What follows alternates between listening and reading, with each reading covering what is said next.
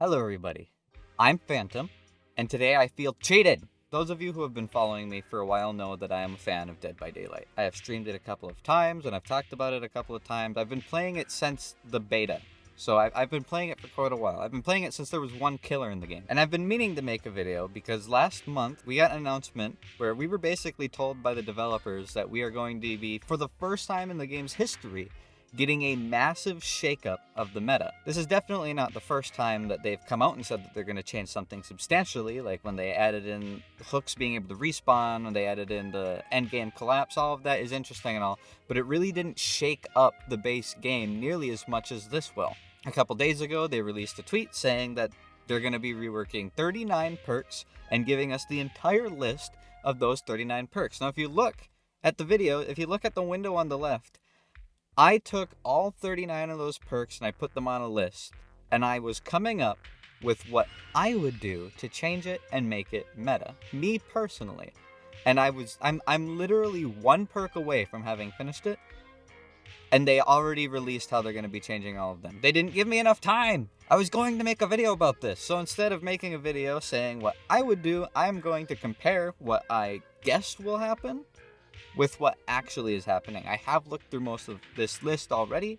Obviously, I couldn't keep myself from looking at it, but I still haven't compared just how close I really was on some of these things, so I want to check it out with you guys. Now, this list consists of perks on Killer and Survivor that are both really, really strong and super overused, and really, really weak and are never used. Now, the goal they had in mind was to take the most overused perks and reduce them to a point that they're not always picked, and then take perks that are never used and buff them up to a point where there is actually a feasible reason to bring them. Because there are a lot of perks in the game that are completely and inarguably useless. There will never be a time where you want to bring them. Even the niche situations where they would be nice to have just aren't good enough to warrant taking it above the other perks that everybody already takes. So first up, they have the killer meta perks. Perks that killers always bring every single game. And the first one is Barbecue and Chili. Barbecue and Chili makes it so that when you hook a survivor, you get the auras of every distant survivor for a short duration, and then you get stacking blood point bonuses. A lot of people say this perk is bad, but people only bring it for blood points. I heavily disagree. It gives you a lot of information. It lets you know what gens that are far away are currently being used, and which survivors are near enough that you don't get it. If you put someone on a hook and you turn, you only see 2 people, a third person is nearby. You can look for them, or you can let them get the hook and go pressure people off the far ones. It is especially strong on killers with a lot of mobility. If you're playing a Blight and you see someone's working on a gen on the opposite corner of the map, but the other 2 people are next to the survivor, say the generator next to the hooked survivor is completed, you can let the 2 unhook that and go for the person far away. It also incentivizes not camping. So in my personal opinion, I do not think it is as weak as people say it is, and my idea would have been to change it into a Scourge Hook perk, because I'm perfectly fine with the blood point bonus, and I honestly think it's a fairly strong information tool. If they changed it into a Scourge Hook perk, it would still be good, it would still be useful, still give a lot of information, still give you blood points, but you would have to selectively put them on certain hooks in the same way other Scourge Hook perks work. But what they want to do instead is they're just going to be getting rid of the blood point bonus. And while I understand why they're getting rid of it, they are going to massively reduce the grind. I don't feel like that's a nerf at all. It's not a change.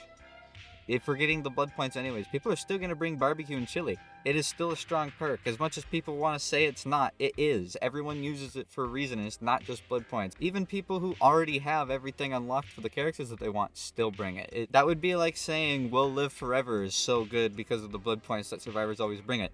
Survivors never bring We're Going to Live Forever. Like, the math just doesn't add up in the way that they're saying it does. So I don't really consider this a change at all. And having it on the list is stupid if they're not actually going to change anything about it. The second meta killer perk is Hex Ruin. Hex Ruin is an extremely volatile perk. Either the survivors never find it and you are just constantly reducing all the generators, or a survivor spawns on it and it's gone immediately. So personally, the change I would have done is made it so that Ruin doesn't come into effect until the first gen gets popped. That way, the survivors can't immediately destroy it before it has any use, and there is survivor outplay towards it. But the change that they did is they just kind of reduced the numbers, which is an alright change. I just feel like it's not really a shakeup. It's just a number crunch. And then after the first survivor is killed, it automatically deactivates, which is a change I'm okay with. Ruin is really, really, really hard to counter if you can't find it and there's only 2 or 3 survivors, because the killer just has to pressure the 2 or 1 people that are working on gens. The other person is either distracted finding Ruin or tries to work on a gen, you go shove them off, and that's that. It's so consistently good, but it's not consistently up, which is, it just felt way too volatile. It's not going to be any less volatile, but it is going to be weaker, which is going to make it, with the change literally halving the amount of regression speed that it gives, with that change, it is no longer going to be widely regarded as the single strongest regression perk. So I guess it does fill a niche still, but it's no longer going to be in every single game. This is a little bit more of a shakeup, so I guess I'm okay with it. Pop Goes the Weasel. My change that I would have done to Pop Goes the Weasel is leave it exactly the same as it is now, but change it into a Scourge Hook. Scourge Hook perks should be good, period, because they're not going to constantly be usable. However, having them be way too strong is going to be a problem. So if you have a really strong killer perk, changing it into a Scourge Hook, as long as it involves hooking, sounds like a good idea to me. Like, we don't have a lot of Scourge Hook perks as is, and being able to waste a little bit of the killer's time or give the survivor a better chance to get off if the killer greeds and ignores the nearby hooks to go for a Scourge Hook, that's good. It shouldn't always be reliable. Perks should never constantly be reliable throughout an entire game. They need to be niche. If a perk will always be useful in every single match you run, there's no reason to not take it. But the change that they're going to be doing instead is, in the base game, they're going to be giving almost a mini Pop Goes the Weasel to killers when they kick gens. It'll automatically reduce 2.5% of the progression, as well as starting the regression. So they've toned down the numbers a little bit from 25% regression to 20%, and they've also changed it to be a regression on the generator's current progress instead of total. So if a gen's only partially worked on and you kick it, it's not literally going to be completely undone. So that is a good change. It definitely makes it a little bit less constantly useful, which is good. Not the way I would have done it, but honestly, I think I like the way they did it better than the way I did. Corrupt Intervention. At the start of the match, the 3 furthest generators are blocked for a while. Again, it's a perk that is way too constantly useful at all times. What I would have done is made it so that the perks are random instead of just being the 3 farthest away.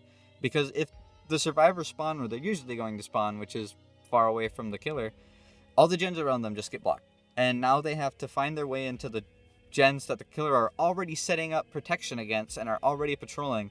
It just creates this stupid feeling like you're already losing progress before you've even gotten 20 seconds into the game.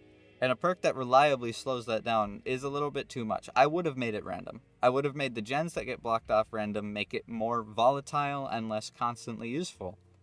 But what they're doing instead is they're keeping it almost exactly the same way it is. But the first time a survivor gets downed by any means, it deactivates, which is okay. It does require a survivor to have already lost a chase for it to deactivate, so it's still going to be extremely strong. But at least now, if a Billy immediately downs your friend, you no longer have a chunk of the generators being blocked off. And you now have at least a couple more options than you had before. I do like this change. I don't feel like it's going to be that important of a change and everyone's still going to run Corrupt, but it is a welcome change nonetheless. Tinkerer. I am a Tinkerer user. I use it on almost every killer I play because it is stupidly useful. It is constantly strong. The second a generator reaches 70% progress, you get told which generator it is and become undetectable so you can go there. On certain killers, it's not very good because on a bigger map, you're not going to be able to get there before the generator gets popped if 2 people are working on it. However, for a killer with mobility, you can get there really, really fast and force the survivors off of it.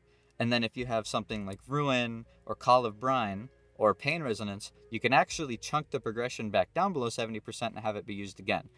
It alone is strong, but the fact that it can constantly be used in every single generator an unlimited amount of times is stupid. So what I would have done is change it so that it can only proc one time per generator, like the way Merciless Storm does. Merciless Storm, when a generator hits 90%, the survivors get constant skill checks, and if they fail one, it gets blocked.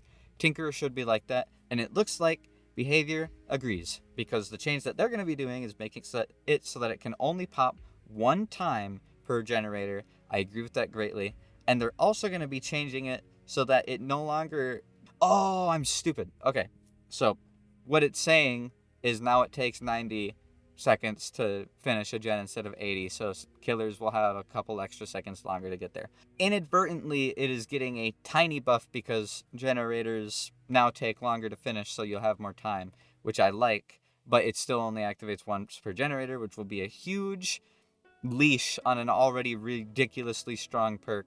I very much agree with this change. I very much like that they had the same idea I did. I'm still going to be bringing Tinkerer on my really high-speed killers because it's still going to be good to shove survivors off of generators. You just have to be mindful and remember that a generator has already had his Tinkerer proc activate. I like that a lot. Hex No One Escapes Death, or as everybody says, NOED, is a stupidly good crutch. What do I mean by a crutch? It is a perk that makes it so that normal punishments are no longer a punishment. A killer that is awful at the game and hasn't been practicing and doesn't use the killer's ability should be punished for not doing well and not playing the game well. But instead, what NOED does is once the exit gates are powered, you just one-hit down everybody. It is a stupid crutch. The amount of times that a killer will get away with winning a match that they never should have won because of this perk, it is ridiculous. And I very much agree with what Otsdarva said, where yes, it is an extremely strong perk, but it limits you. You will not get better running it because you are expecting to lose. You are expecting to fail throughout the entire game, and then you will get your hand held and have you carried to getting 1 or 2 kills that you really don't deserve because you've been playing poorly. So if you are someone who relies on NOED, I am calling you bad, and there is nothing you can do about it. The change I would have done is I would have removed it from the hex list so it always procs and you get the movement speed bonus, but you only get 1 insta-down. That makes it still useful, it's still strong, you're still faster, and you can still catch somebody. But the friends actually still have a chance to save them. Like, just because you brought Hex Noah doesn't mean that that the survivor shouldn't have a chance to get the person off the hook. Now, the argument people make is that, well, just cleanse the totem. The problem is, you don't know where the totem is. They're changing that. That is the change that they're going to be doing for NOED. It will be staying the exact same as it is, but over the course of 30 seconds, it will have a growing from 4 meters to 24 meters range where survivors can see it through walls. That is good. It is a very tiny nerf, and people are still going to rely on it as a crutch, so I really don't think this change is going to do literally anything, but at least now it'll be a little bit easier to find the hex. Now, Scourge Hook Pain Resonance. This is obviously a Scourge Hook, and Scourge Hook perks, like I said before, should be strong. You can't reliably always use them. However, Pain Resonance does a lot. Not only does it tell you which generator is the most completed, but it chunks it down a sizable bit and makes every survivor that's working on it scream, so you also know if someone's currently working on it. That's a bit much. All I would change is get rid of the survivors screaming from it. Honestly, that is the only change I would do to make it a little bit less useful, because it should be strong. But what Behaviour decided to do, they're going to get rid of the noise notification. So it still does do a massive reduction. You both don't hear the survivor scream and don't know which generator it is. It's a pretty big, cut of the heel. I'm okay with this change. It's a little bit more than what I would have done, but it's still in line with what I would have done, so I'm perfectly fine with it. I definitely think people are still going to run Pain Resonance. It's just now a regression tool, not a regression and information tool.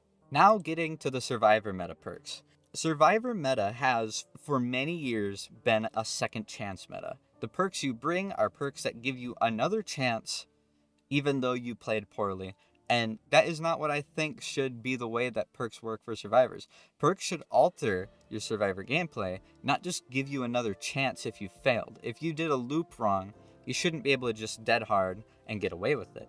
And speaking of dead hard, and starting off this list of survivor meta perks that are getting nerfed, dead hard is the first, My change I would do to Dead Hard is I would make it so that it is only usable. It'd be the exact same as it is. You get the movement speed, you get the invincibility frames. However, it's no longer if you're injured you can use it. It's now you have to take a protection hit to be able to use it. I want more perks that require protection hits in order to be useful. There is only one killer perk that affects protection hits, and that is Forced Penance. And when no survivor perks require you to take protection hits except for Medal of Man, you're never going to have survivors willingly just taking protection hits out of nowhere. Having something that requires a protection hit, in my opinion, would be a good idea, and that's why I would make it so that you need to take a protection hit to use it. Once you use it, you have to take another protection hit. Kind of like the way Inner Healing and Overzealous require you to destroy a totem. Instead, what they're doing is they're changing it so that Dead Hard no longer gives movement speed and no longer gives invincibility frames, but instead gives you endurance for 1 second. Almost like you popped one of the purple medkit add-ons for Survivor. This is going to be an alright change. It's still going to be very much a easy to use and constantly accessible second chance perk, but I guess what really determines it is whether or not the killer will know that you dead-hearted. I would want there to be a sound cue or a visual cue to show that you used it, so a killer can wait out that second instead of just kind of having to gamble and swing hoping that the survivor's dead hard has already been used or worn off. This is what I wanted as far as Shakedown. The perk is completely different than what it was before. There's nothing similar besides the fact that you activate it while injured. That's the kind of change that I feel like these meta perks should be getting, is having them change so much so that it is almost nothing like what it was before, despite still filling that niche gap. Decisive Strike. I hate this stupid perk, both as a survivor and as a killer. Decisive Strike is a perk that is meant to let you get out of being tunneled. The problem is, it lasts so damn long that the killer could down 2 other people and then find you and it would still be up. It lasts an entire minute. The killer will be punished if he plays the game correctly in your direction within a minute of you being unhooked. There are actually 2 changes I would do for Decisive Strike. The first, and I would change it to be a 30-second duration, but if you get downed within those 30 seconds, it adds 30 seconds of time that it will be used. If you don't get downed within 30 seconds, then it turns off and you don't get to use it. But if you do get down within 30 seconds, then you have 30 more seconds to have it work. Still the same duration, but it will more reliably counter slugging. But the other change that I think would be more reasonable is it turns off if other survivors around you lose a total of 2 health states. So if you get downed and then the killer hits other survivors twice, it turns off. Or if the killer insta-downs another survivor that was healthy, it turns off. It should not be so constantly reliable, but it should still be usable if you are being tunneled. I feel like the change that they would need to do, make it so that it gets used when survivors are being tunneled and not just used within a minute. Instead, Behaviour has decided to make it so that now, at the end of a match, once the I don't know if that means once the exit gates get powered or once the exit gates are open, it just turns off. So if it's the end and you have a whole bunch of survivors grouped together and they get the end hook and they all start running, and then you down the person and then you pick them up and get stunned and they all leave, that can't happen anymore, which I'm okay with. It's nice being able to save your friends, but your friends shouldn't be saved when the killer plays right. On top of that, the stun duration has been reduced from 5 seconds to 3 seconds, which I am perfectly fine with. I don't like watching short films when a survivor lands a skill check. Borrowed Time.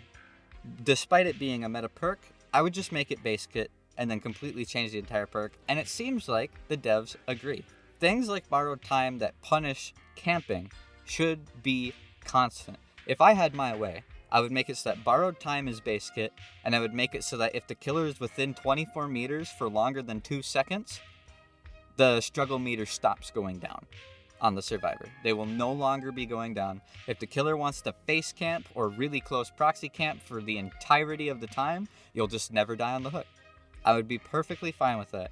And to top it off, what I would do is if the killer remains within those 24 meters for too long, like for longer than 30 seconds, the entity will just stun the killer and let the survivor off the hook. Camping is boring. Camping is what people do when they're bad at the game. So I would make Borrowed Time base kit. And Behaviour kind of agrees because they have made Borrowed Time base kit just to a lighter extent. The borrowed time timer is reduced to like, I think it's 5 seconds, no matter what, as long as you unhook the survivor. And I like that. I like that change. So what they're doing instead is they're now making it so that borrowed time will increase the duration by 10 seconds for whoever you unhook. I like that change. I like that it just buffs something that's base kit now. It's also kind of cool that the effects are canceled if the unhooked survivor performs a conspicuous action now. So if the unhooked survivor goes and unhooks someone else, they're no longer protected by the endurance. I like that change. I do like that change. It makes it less constantly usable. It's no longer just for 10 seconds, you can do whatever the hell you want and the killer can't get you. The change I would do for Iron Will, which is the next one on the list, is I would change it back to being addition based. Before, Iron Will was not correctly stating the way that it works in its text, and instead of just making Grunts of Pain silent, what it would do is it would reduce your Grunts of Pain by, I think, like 100%, and then if the killer brought Strider, which would increase it by a certain percent, it then goes up to just be the Strider bonus. And I liked the interaction. I liked that there was a killer perk that can counter Iron Will, because Iron Will was really strong already as it was. But when they changed it to be multiplicative, there is no longer a counter. A killer cannot counter Iron Will as it is now. If the killer hits a survivor, they just don't make sound. And that's just dumb. It's constantly reliable, because you will always get injured in a match unless you just escape never getting hit. Which means the only time that the perk won't be useful is if you just win. So what I would do is return it to being addition based, and they kind of have agreed, because now it's only going to lower the grunts to a total of 75% reduction. So it'll still be 25%. And on top of that, if you are exhausted, you still make Grunts of Pain. I like that change. I like the fact that it will still have its uses, but if you've used your Dead Hard, or if you've used your Leaf, or if you've used your Balanced Landing, you no longer get the bonuses from it. It's still useful, it's still good, it's still going to help you avoid the killer, but it's not going to be constantly useful. Like that change, love it, want to see more like that. Self-care. What it is now is you can heal yourself at 50% speed, which is a reduced speed. The reason that they changed it to being a reduced speed is way back in the day, it was stupidly good because survivors would just throw down a pallet and start self-carrying in your face. If they made it to like 3 different pallets doing so, they'd get healed despite you constantly chasing them. With the reduced speed, now, they can't do that reliably. They would have to do that for a lot of pallets in order to get it working.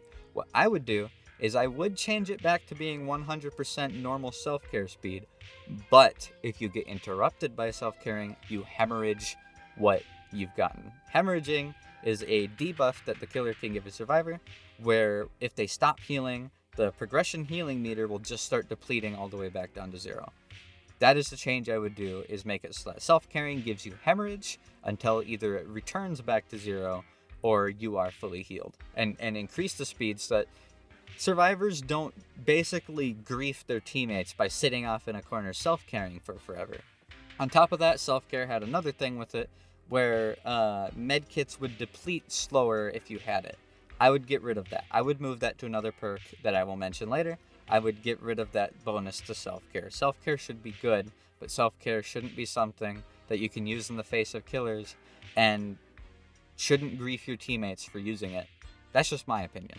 Spine Chill. Now, Spine Chill is a stupid perk because it does a million things. Whenever the killer is nearby and looking in your direction, it'll light up, meaning that you now know that the killer is nearby and is looking at you.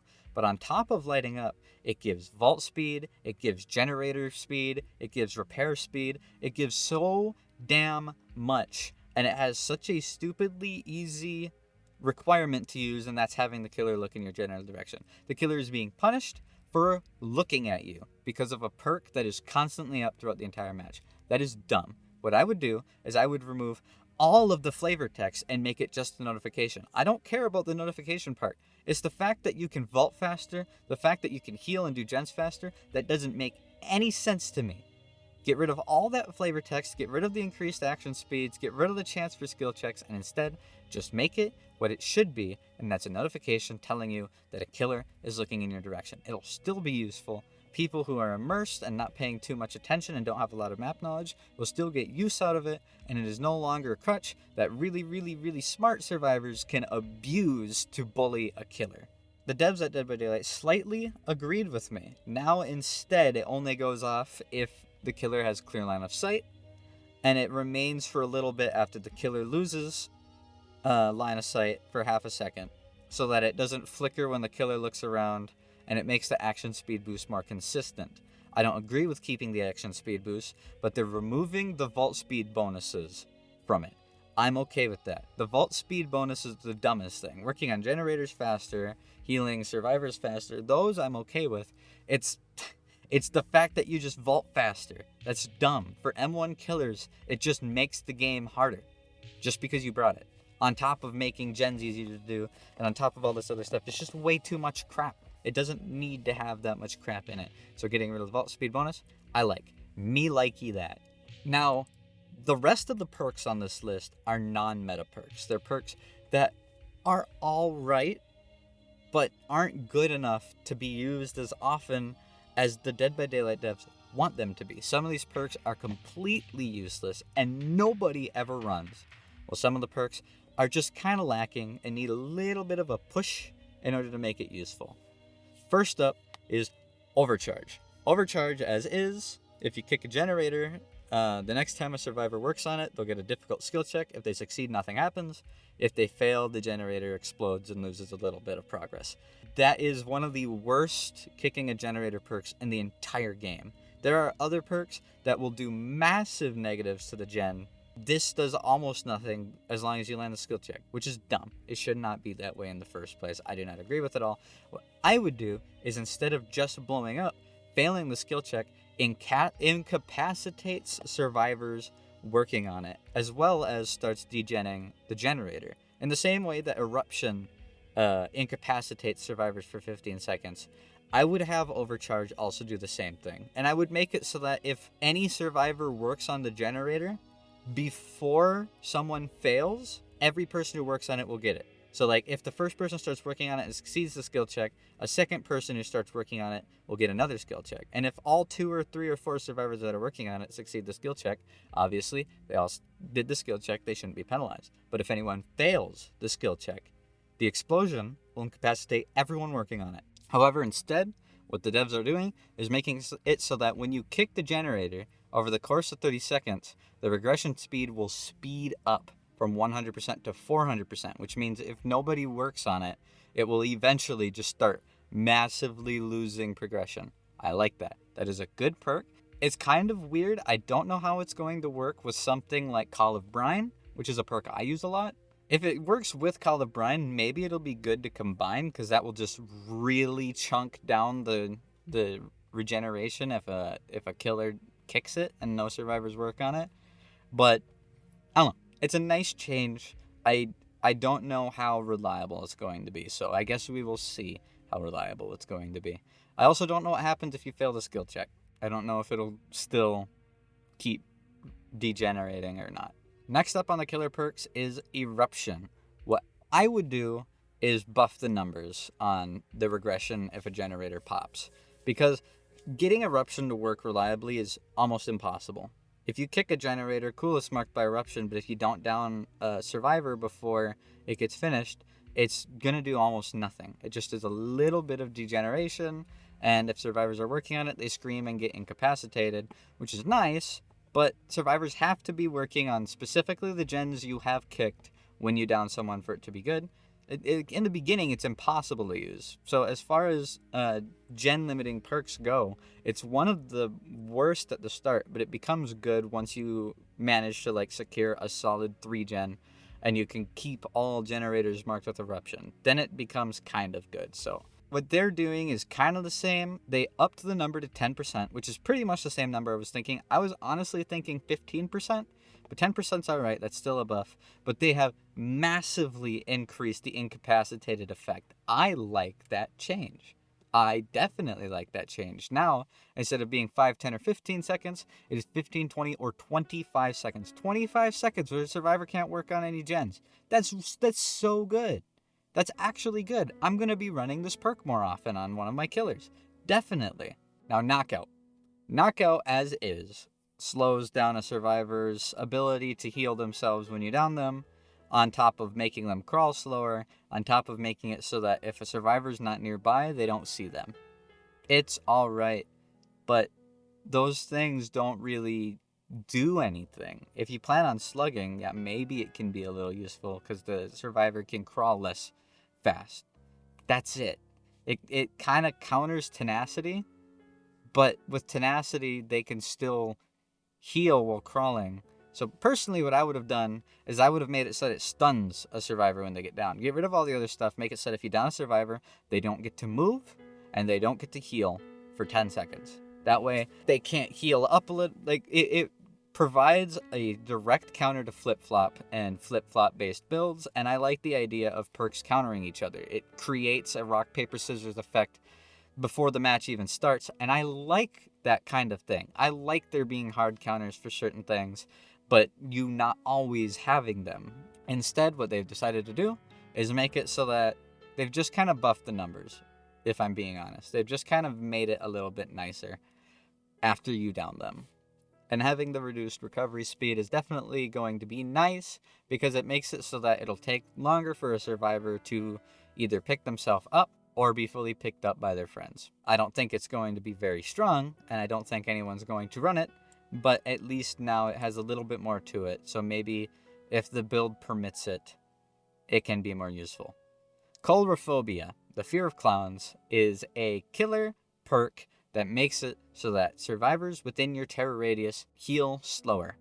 Honestly, that's not useful at all. With all the perks that increase healing speed, it's awful. It is completely awful. Like, I think right now it only does 50% penalty. That's so ass. Not only does the survivor need to be in your terror radius, but it's such a small amount that it really doesn't penalize anything. I would change it into a hex totem, and I would make it a global perk. I would make it so that as long as the hex is up, survivors don't get a 50% penalty to healing, but a 100% penalty to healing. I think that would be good. That way it has a way to turn it off if the survivors find the hex. It'll basically counter will make it, is what it would do. I would want that. Terror radius perks can be good, but something that minimally useful just is not good. And the change that they decided to do is make it so that skill checks that pop move faster, so it's harder to do them. It's still there. The amount of times that a survivor is being healed in your terror radius is not high. Most of the time, survivors will heal once they're well away from you. And in that case, Phobia is completely useless. If survivors never greedily heal in front of your face, it will never affect the match at all. Even with the changes that they're saying that they're going to do, it will still never affect anything. It's not good. I don't like the change that they're doing to it. I feel like it's still never going to be picked by anybody ever. The next perk is a perk that I want to be better. It's Dark Devotion. Now, Dark Devotion as is, if you hit the Obsession, they get a fake terror radius, and you become undetectable for a little bit. However, the fake terror radius is just that. It's fake. It doesn't actually do anything that terror radiuses do. I think that's completely useless. Not only does it only work on one survivor, but that one survivor's terror radius doesn't actually do anything. If the killer hits the Obsession, and the Obsession just tells their friends, hey, it's Dark Devotion, the terror radius is fake, suddenly it's useless. It's not going to pressure anything. It pressures people who aren't paying attention. Once you get past a point in the MMR, you never have that happen. So what I would do, I would keep it the same as it is, but have the terror radius actually be a transferred terror radius that is affected by your terror radius killer perks, instead of being a fake one. If you did that, that would be really, really good. You can combine Dark Devotion with Starstruck, with Unnerving Presence. You can combine it with so many different perks that involve the terror radius, and I would like that. I want that to be a thing. It would make transferring things, like imagine that with Starstruck. You hit the Obsession, he runs off, you pick up the survivor, and now this Obsession and everyone near the survivor can be insta-downed. That's amazing. That would be so much fun. That's such an interesting interaction. What they decided to do is instead, whenever the Obsession loses a health state, they get the terror radius. This is so that killers that down the Obsession with an axe or a tentacle or a zombie knocks them down or they get hit by a bunch of knives from the trickster or whatever, still get it. So you can still more reliably do it on the killers that have damaging abilities, but it's still not a good perk. So it's not even a buff. It just makes it more reliable to go off, but it's still ass. I don't really like that change. Jolt. Jolt is the only perk that I hadn't come up with a change for. That's why the video hadn't come out. I was literally one perk away from making this video, and then the devs go and throw this down. Pisses me off. But anyways, I don't know what I'd do to change Jolt. I honestly don't feel like Jolt is weak enough to require a change and not good enough to require a nerf. But what they've decided to do is remove the cooldown on it. That is a good buff. I do like that buff. It makes it more reliable. Instead of once every 30 seconds, and repeatedly downing people can now sizably chunk a generator, which is a good thing. Lethal Pursuer. Lethal Pursuer is an amazing but stupid perk. Why is it stupid? Well, you know where all the survivors are right away. And then 7 seconds into the match, you're now playing with only 3 of 4 perks. Gives you no bonuses outside of that. What I would do is make it so that every time a survivor dies, Lethal Pursuer procs again, and you can now find where survivors are. Have a secondary thing that lets you do stuff. Now, the devs didn't do what I said, but they did give it a secondary thing. Now, whenever you use any aura reading effect, it will be increased by 2 seconds. So Barbecue and Chili will be increased by 2 seconds. Shattered Hope will be increased by 2 seconds. I'm All Ears will be increased by 2 seconds. It now strongly combines with other perk reading perks, or with other aura reading perks. I like that. It's a very tiny, minuscule buff and change, but that's okay, because like I said, it's not great, but it's not a bad perk. Scourge Hook Gift of Pain is the worst Scourge Hook perk in the game. What it does is when a survivor gets unhooked, they have Hemorrhage and Mangled as status effects. Those are both penalties, but once the survivor gets healed, they lose those 2 penalties, but get a tiny, I think it's like 7%, 8% penalty to repairing gens until they get injured again. That's awful. That's not even slightly impactful. That's terrible. That is such a weak perk. What I would do is I would keep it the way it is, sure, but get rid of the Scourge Hook. It doesn't need to be a Scourge Hook. It's pretty damn weak. It doesn't also need to be situational, okay? That's the only change I would do. What the behavior devs are doing is they are going to increase the action speed penalty to 16%, so I guess that's all right. I mean, it won't be as useless now that it's 16%. That's a pretty decent penalty, but it just doesn't feel strong enough to require it to be a Scourge Hook, in my opinion. Scourge Hook perks should be strong because they're situational. I don't know. I'm still not going to run Gift of Pain. I don't think it's a good perk, and I don't think it's going to be a good perk with the penalties, but it is what it is. Danatophobia is getting the tiniest change. What I would do is, as it is now, Danatophobia gives all survivors a penalty to gen speed per survivor that is injured, downed, or on a hook. If a survivor dies, that penalty disappears, and it goes up to 20%. What I would do is change it so that it no longer procs on survivors being injured, but instead now procs on survivors being downed, hooked, or dead. That way, if you actually kill a survivor, the survivors aren't going to lose their penalty, it's going to remain. And you can't just take it on someone like the Legion, hit everybody once, and then just have a 20% penalty on action speeds. It's alright, but it's not crazy strong, and if you actually kill somebody, you lose a part of it. So that's the change I would have done, but what they're doing instead is they are just doing the tiniest change and increasing the penalty by 0.5% per survivor. So instead of now capping out at 20% penalty, it now caps out at 22% penalty. That is going to influence nothing, but hey, numbers are numbers. Now, Monster's Shrine. It shows right here what it is, but since the day, and I have people who will vouch for me, since the day Pinhead came out and I read what Scourge Hooks are, I immediately thought that I wanted Monster's Shrine to work off of Scourge Hooks. That way, Monster's Shrine will actually ever have a use. And that's, if you look here, if I go to Monster's Shrine, where's it at? If you look here, that's the change I put in. Works on Scourge Hooks. If they made it so that it works on Scourge Hooks, I would love it. I would do full Scourge Hook builds and I would bring Monster's Shrine because it would then be useful. It would actually be good.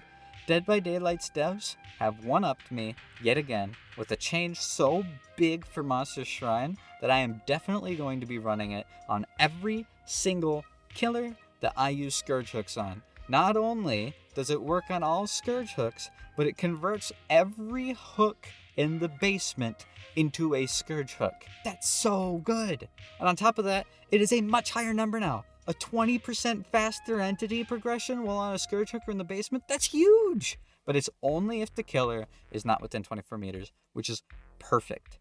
Killers should be rewarded by certain perks for not camping. And the fact that the progression doesn't work if the killer camps means killers who run it will be penalized and will lose an entire perk for camping. I like that. I greatly like that. This is probably my favorite perk change out of this entire list, if I'm being honest. I've wanted Monster Shrine to work off of Scourge Hooks for a year. Now on to the Survivor perk buffs. These are Survivor perks that almost nobody brings because they're weak as shit and have almost no impact on the game whatsoever. The first one is Calm Spirit. Calm Spirit, as it is, will make it so that you don't startle birds, so it directly counters Spies from the Shadows, a perk no one uses anyways, and Screams of Pain don't make sound. That's it. Other screams, like the Doctor's Electrocution, like Jen's Exploding, and so on, still scream. It's awful as is. Nobody runs it. I would make it repress all screams. I mean all screams. I would make it so that it represses Infectious Fright screams. I'd make it so that it suppresses Eruption and Pain Resonance screams. I would make it so that it represses Iron Maiden screams, Doctor Electrocution screams. All of those things I would make it repress. Then it'd be good, but it would only be situational. Some killers have nothing that makes the survivor scream, and then it would be almost a completely useless perk, and that's okay. I would want that to be the way Calm Spirit is. Instead, what they're doing is making it so that you cleanse and bless totems silently, open chest silently, but you get a slight penalty to the speed. Like, it has its use, but with the penalty, that's awful. That's just really bad. Still nobody's going to use Calm Spirit, which kind of sucks, but, you know, it is what it is. Saboteur is a perk that allows survivors to see hooks when a survivor gets picked up and to sabotage hooks without a toolkit. What I would do is give you a reward for doing so, because doing so isn't necessarily easy. I would make it so that also, if you do sabotage a hook, you get the endurance status effect for 8 seconds afterwards. So now if the killer sees you sabotage it, drops the survivor and runs over and hits you, you can run away and can mend. That's what I would do. Instead, what they're doing now is they're making it so that if you have Saboteur, you can identify Scourge Hooks. So you can now prioritize sabotaging Scourge Hooks on top of other stuff. And usually a killer will prioritize hooking on Scourge Hooks. So it does make it a little bit easier for you to reliably get the Sabo off. And if you do get the Sabo off and the killer decides, oh, I guess I have to put him on a normal hook, no Scourge Hook benefits. It is still super situational, but now it has more uses and it has more information. So I like the change. Hopefully that is enough to make it a perk that people actually want to run. Botany Knowledge.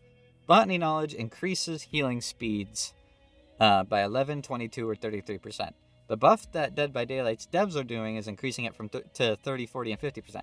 That's a good buff. But what I would have done is I would have given the medkit consumption reduction that Self-Care has and given it to Botany Knowledge. Just so that Botany Knowledge has a little bit more of a reason to be taken, and it'll allow you to use medkits better without having to bring Self-Care. Because aside from healing yourself, Self-Care is going to benefit you almost nothing, no benefit. Just having a flat increase to the healing speed is alright. I'll take it. Off the Record is a perk that makes it so that when you get unhooked or unhook yourself, you can't be read by auras for 80 seconds, and you don't make any sound, almost as if you have Iron Will. So what I would have personally done with Off the Record is make it so that it works on both the survivor who gets unhooked and the survivor who does the unhooking. That's the change I would do. Make it so that if somebody comes and unhooks you, they can't be read by the aura, and they don't make sound if they're injured. This will slightly counter some perks, and in my opinion would be a very good change to do. But what they're doing instead is making it so that now, when you get unhooked, you get endurance for 80 seconds. That's pretty good, and that is really strong, but it turns off if you do any conspicuous action. So working on a generator, healing, unhooking somebody else, blessing something, etc., you do any of that stuff, you no longer have the endurance. I like that. I like this change. It now kind of works as a borrowed time for yourself. Lucky Break is one of those perks that can be extremely, extremely useful, but it's a little bit hard to make reliable. If you get hit and go from healthy to injured, you get to run around without making any scratch marks and without leaving any blood. It's a pretty good perk if it wasn't borderline a one-time use. It has a really short timer on it. I think it's like, so for a minute after you get injured, you leave no scratch marks and you don't bleed. And then it deactivates if you're healthy or in the dying state. The problem is it's only a minute.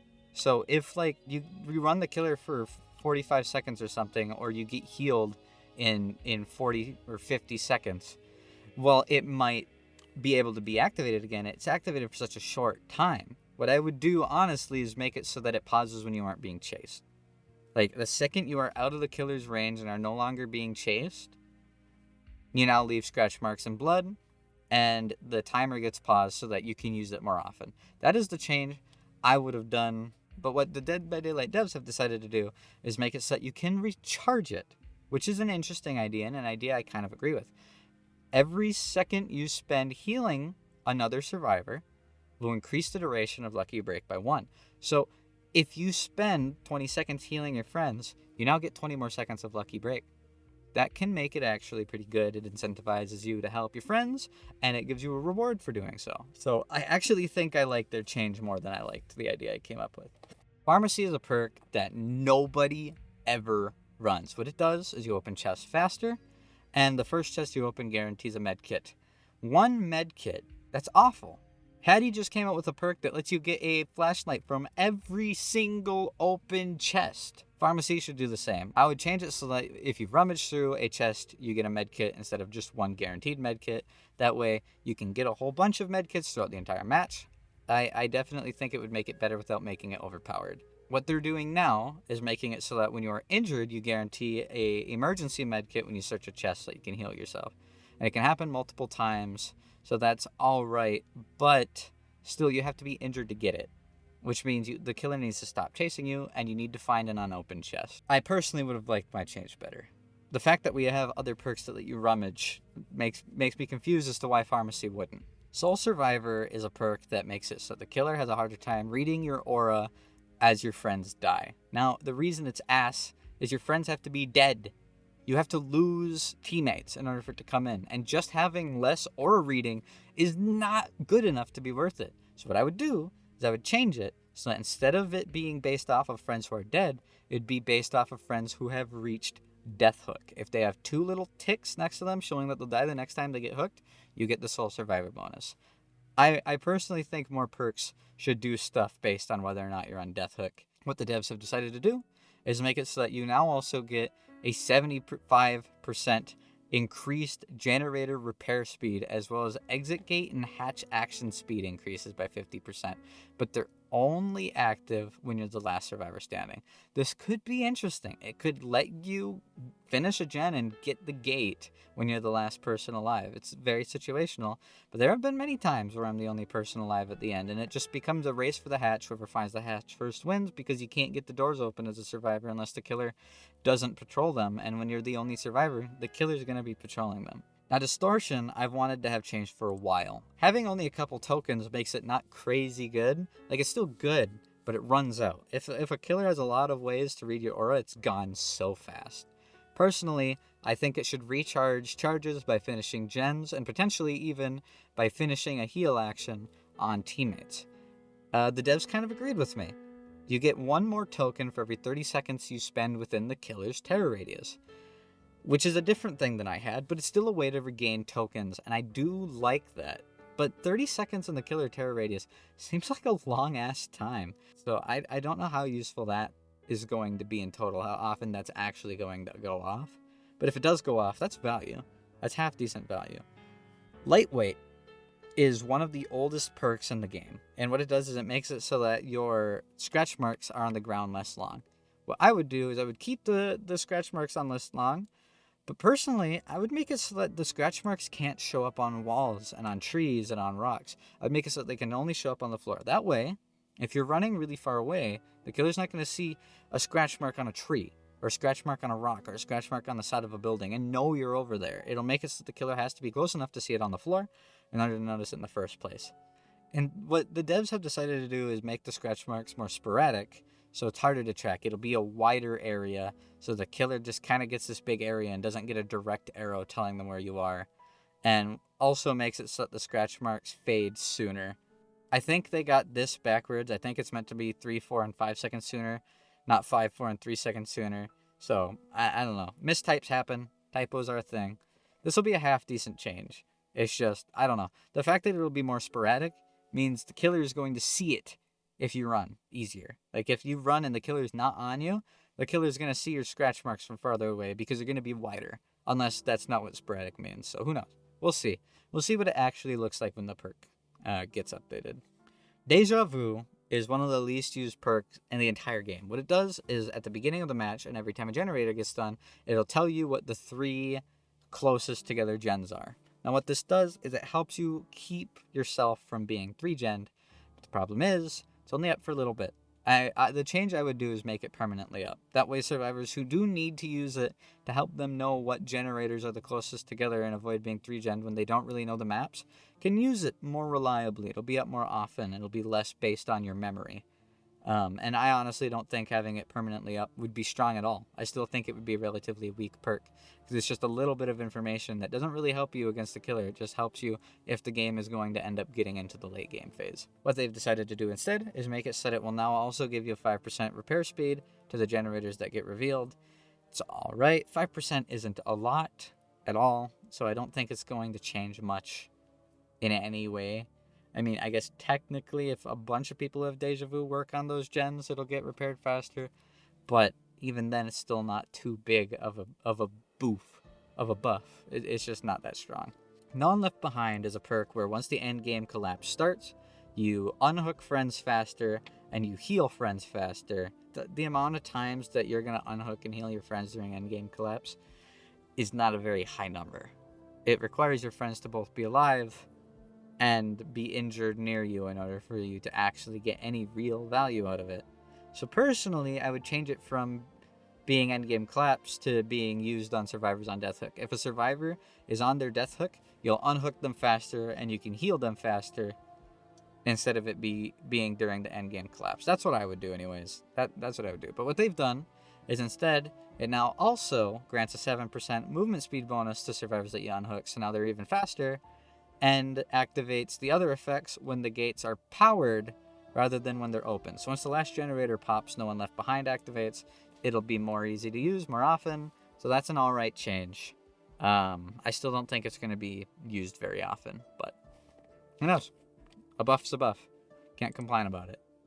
Dark Sense is a terrible perk. The way that Dark Sense works now is whenever a gen gets popped and when the last gen gets popped, you get Walls of the Killer for a couple seconds. In theory, it'd be useful, but what the hell are you going to do with that information? Oh, I now know the killer's over there. Oh, that's great.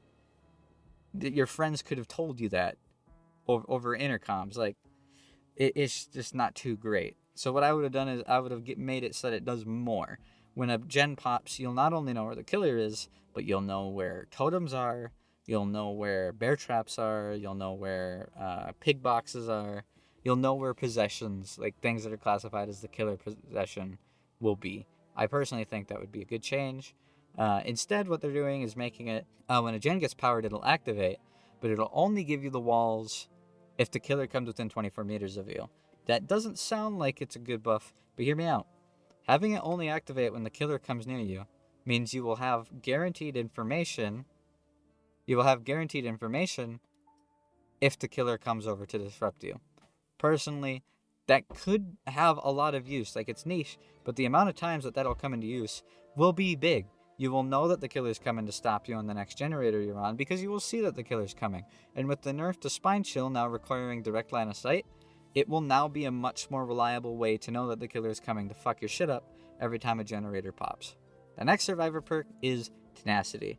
Now, when you get downed with Tenacity, you crawl 50% faster, and can heal yourself while crawling. Unless the killer slugs, you're not going to find any use of it.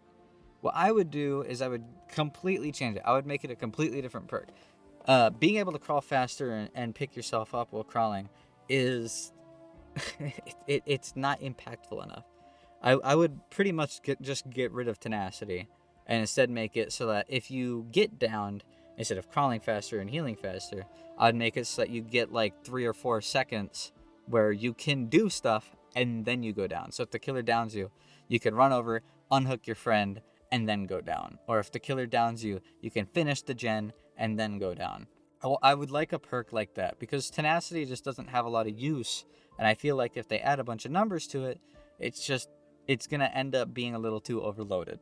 But what the devs have decided to do is make it so in addition to its current effects, you are now 75% more quiet while in the dying state. I kind of like that, honestly. There have been many times where I'll be down on the ground and I'll be wishing that Iron Will would work while I'm on the ground. Now with Tenacity, it can't. So it does have a completely different use now, but that use is actually pretty nice.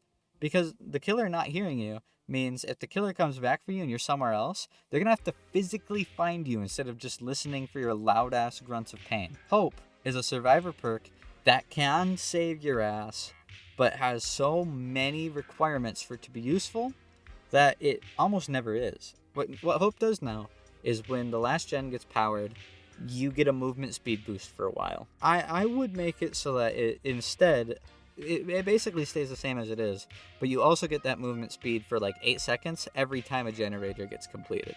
So it can be used more reasonably throughout the match. Instead, what they're planning to do is completely get rid of the duration. So once the last gen pops, you get Hope for good. It stays there until you're gone or dead. So that's an alright change. It'll be more reliable once it starts, but it's still going to be pretty situational because the only way you'll find use out of it is if the last gen pops and the killer is chasing you. So that's kind of a change that I don't really care about one way or the other. I still feel like it's not going to really be changed at all. Overzealous. I have no fucking clue why this is on the list. This perk came out like 3 weeks ago. Why is it already getting changed? I don't know. I feel like it hasn't been around long enough for us to be able to accurately say whether or not it's good or bad. You know what I mean? What Overzealous does is when you when you destroy a totem, you get a repair speed bonus. I have no idea what I'd change because I haven't even gotten to mess with the perk yet. But what they're going to be doing is increasing the repair speed, and it doubles now if you cleanse a hex totem, instead of just cleansing any random totem. So it will be better, but I don't know. It's been out for such a short amount of time that it's hard for me to say whether or not it needs this change. We're Gonna Live Forever is kind of it's a little bit of a loaded perk. It's basically, blood point wise, a survivor's barbecue and chili. Every time you take your protection hit or safely unhook someone, you get a stacking bonus of 25% bonus blood points up to a total of 100% blood points. That's all right. On top of that, you heal dying people, so people who are down on the ground, 100% faster. I've found myself able to use We're Gonna Live Forever a lot. I run, one of my favorite builds is I'll run We'll Live Forever and We'll Make It. And then what I can do is unhook a survivor, and then if a survivor gets downed and the killer doesn't immediately pick them up, I can heal them with a 200% healing speed bonus. I like that a lot.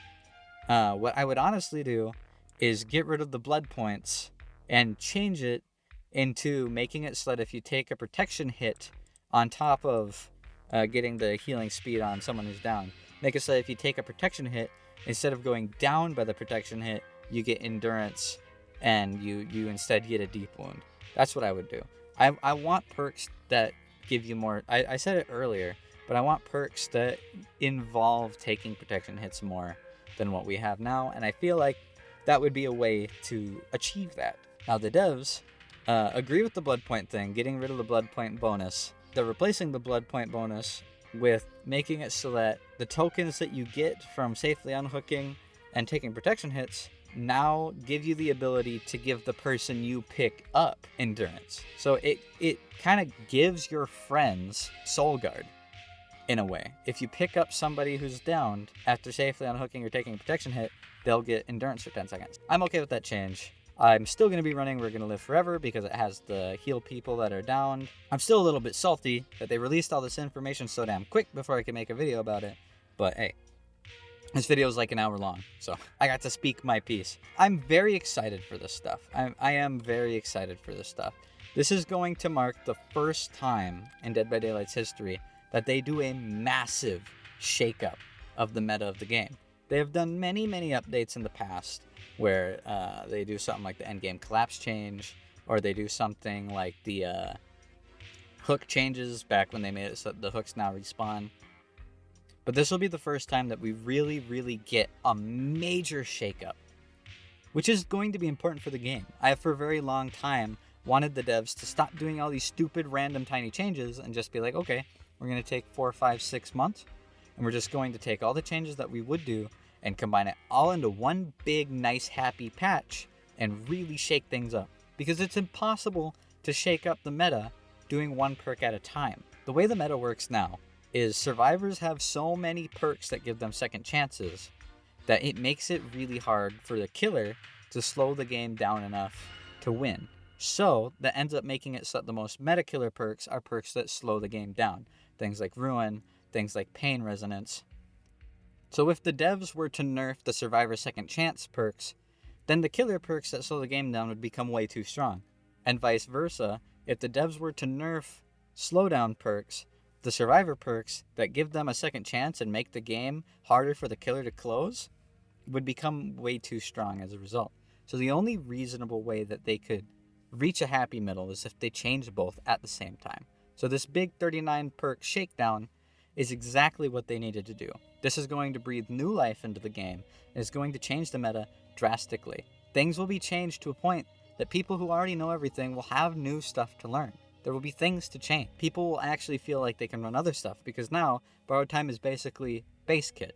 And you can now actually run other things and feel like you can do something impactful, because now the killers will no longer just run the game to a standstill because they ran 4 perks. Same with the vice versa. Now that there won't be as much second chance stuff for survivors, and with the new idea of, I think the term they use is cumulatives, whatever actions, now being the thing that turns off almost every endurance perk, the killers will no longer feel so pressured to have at least half of their build be dedicated to pure slowdown. On top of that, the pure slowdown perks are now weaker, which is a good thing. They don't need to be as strong as they were. They should be useful, but they shouldn't be game-breaking. They shouldn't be the key to winning.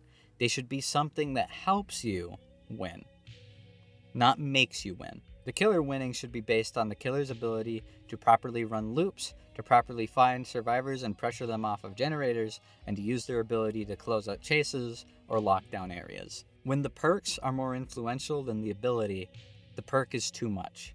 Perks should be niche. They should be something that alters the game, not makes the game, if that makes sense. Anyways, I'm kind of rambling now.